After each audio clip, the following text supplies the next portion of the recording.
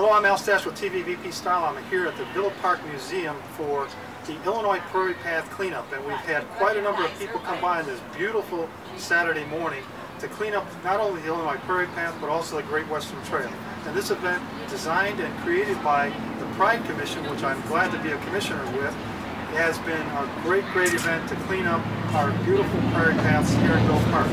A couple of people that have stopped by that are of note of Bob Sylvan, who is a Illinois Prairie Path organizer, so he was stopping by. He made his way back from Elmhurst. He's going all the way out to Glen Ellen and beyond.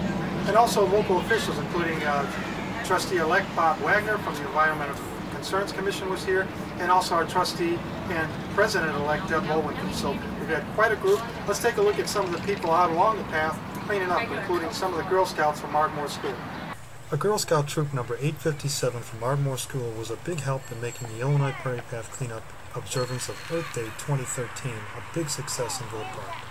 The event was duplicated in communities all along the 62 miles of the Illinois Prairie Path and in Villa Park along the Great Western Trail. Although the Illinois Prairie Path was surprisingly free from litter in many spots in Villa Park, volunteers collected more than a dozen large garbage bags of debris that otherwise would have been left along the trail. It's an ongoing process in order to clean these beautiful parks that are running the length of our village. The Illinois Prairie Path is broken up into 6 sections, and so is the Great Western Trail. A small section can be adopted for cleaning once a month. Check that out at invillapark.com or adoptavillagepark.com.